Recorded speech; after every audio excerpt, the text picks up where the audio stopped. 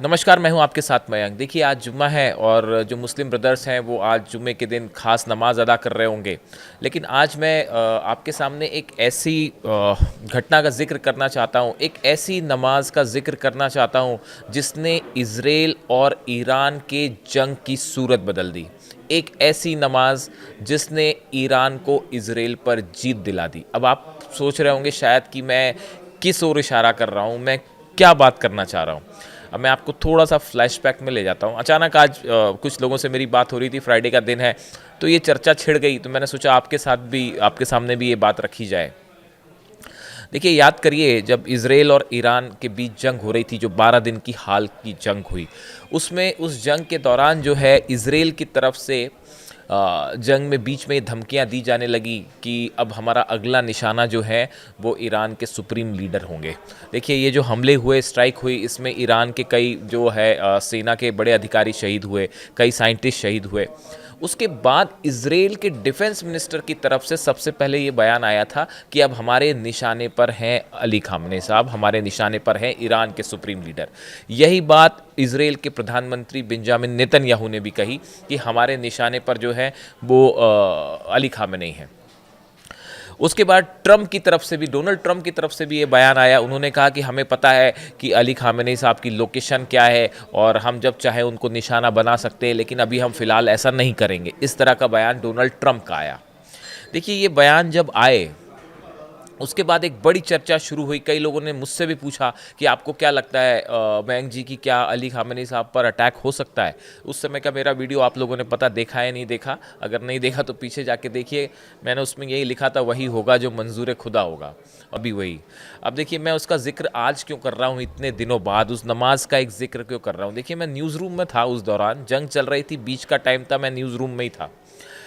अचानक से कुछ तस्वीरें आनी शुरू हुई और वो तस्वीरें थी ईरान की एक मॉस्क की, तेहरान की एक मस्जिद की। और उस मस्जिद में, खुली मस्जिद में, ईरान के सुप्रीम लीडर अली खामेनी साहब नमाज अदा करते हुए दिखाई दिए, नमाज पढ़ते हुए दिखाई दिए।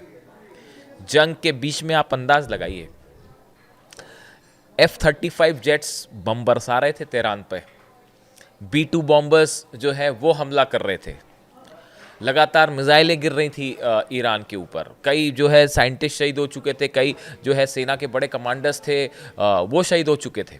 और लगातार अली खामने साहब को धमकियां मिल रही थी कि अब अगला निशाना सुप्रीम लीडर होंगे।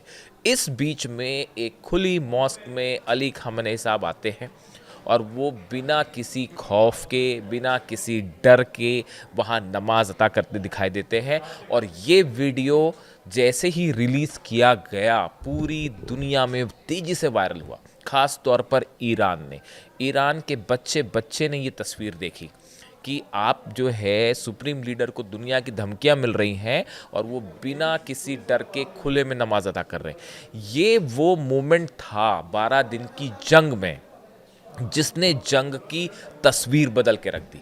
देखिए, शुरुआती दिनों में जो हमले हुए उसमें इज़राइल लीड करता दिखाई दिया। ऐसा लग रहा था कि इज़राइल जो है वो भारी पड़ रहा है ईरान पर। लेकिन आप देखिए फिर क्या हुआ। बीच में आधी जंग होती है, 6-7 दिनों के आसपास की बात है।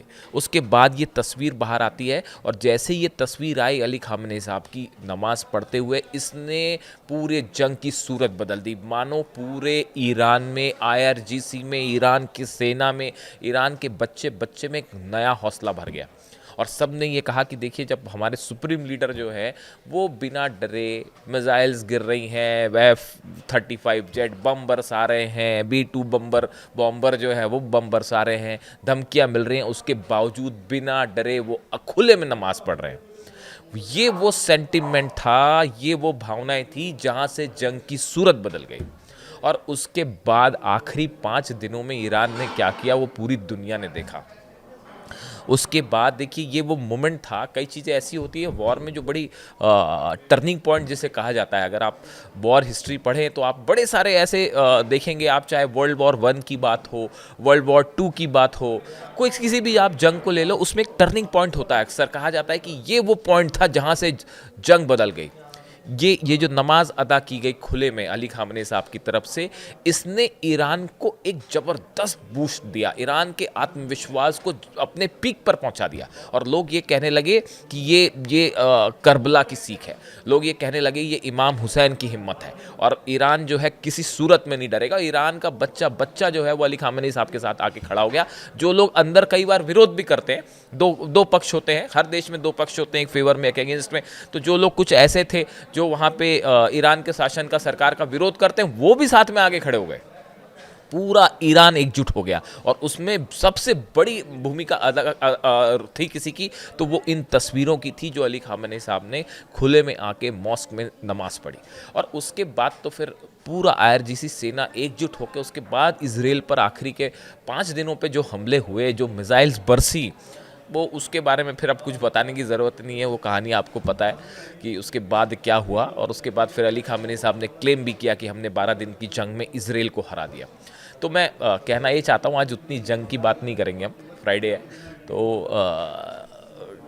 मैं अपने कुछ दोस्तों से मिल रहा था, आज फ्राइडे था तो, और नमाज का दिन होता है ख़ास तौर पे, तो उस दौरान चर्चा हुई, तो उसी दौरान ये बात भी छिड़ी कि कैसे जो है वो अली खामनेई साहब की एक नमाज ने जो है वो 12 दिन की जंग में ईरान को जीत दिला दी और सेंटिमेंट्स चेंज कर दिए।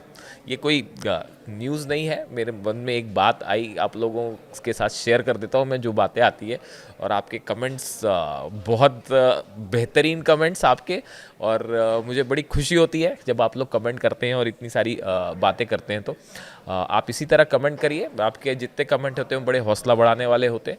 हमारी कोशिश होती है कि पूरी न्यूट्रलिटी के साथ जो है, सच्चाई के साथ आपके सामने खबरें रखी जाए, पूरी हिम्मत के साथ खबरें रखी जाए। तो ये छोटा सा वीडियो था, अब चूँकि फ्राइडे था इसलिए मैंने इसका जिक्र किया कि कैसे टर्निंग पॉइंट ईरान का, जो मुझे लगता है कि वो टर्निंग पॉइंट था, और बड़े सारे लोग भी ये कहते हैं कि वो अली खामनेई साहब ने जो नमाज अदा की वो खुले में आके वहाँ से टर्निंग पॉइंट आ गया। और आप देखिए उसके बाद से ईरान जो है वो लगातार भारी पड़ता दिखाई दिया। उसके बाद देखिए जब B2 बॉम्बर्स से हमले हुए, उसके बाद तुरंत ये कहा गया ईरान की तरफ से कि अगर अमेरिका ने हमले किए तो हम जवाब देंगे। अमेरिका ने हमले किया, उसके फ़ौरन बाद बिना डरे ईरान ने मिसाइल्स दाग दी अमेरिका की बेस पे, कतर पे, और एक साथ जो है कई मिसाइल्स दाग दी गई, और वो मिसाइल्स गिरी भी वहाँ पे, और काफ़ी नुकसान भी हुआ बेस को। और उसके बाद तो फिर अचानक ये सेंटिमेंट बन गया कि भाई ये अकेला देश, देखिए उस समय चीन और रूस वैसी मदद नहीं कर पाए ईरान की जैसे आज साथ खड़े हैं, लेकिन उसके बाद भी ईरान ने अपने दम पे न सिर्फ इजराइल को काउंटर किया बल्कि अमेरिकन बेसिस पर भी हमला किया। आज देखिए ये एक बड़े हिम्मत की बात थी कि एक देश जो है मिडिल ईस्ट में अकेला लड़ रहा है, और वो दोनों देशों से जो है वो युद्ध जंग करने को लिए तैयार है, और जो कहा उसने वो तुरंत मिसाइल्स फायर कर दी अमेरिकन बेस पे जैसे ही उन्होंने हमला किया। तो ये जो चीज़ें हैं, इसने ईरान की एक टोटल इमेज को ही चेंज करके रख दिया। आप देखिए आज जो है रशिया, चाइना समेत दुनिया के कई देश ईरान के साथ खड़े हुए हैं, और ईरान में पहले जिस गति से मिसाइल्स बन रही थी आज उससे ज़्यादा मिल रही हैं, वो ज़्यादा तेज़ स्पीड से बन रहे हैं। जो हथियार बना रहा था ईरान आज ज़्यादा बना रहा है। जो डिफेंस सिस्टम की बात हो, एयरप्लेन्स की बात हो, तमाम चीज़ें आज पहले के मुकाबले ज़्यादा एडवांस्ड हैं।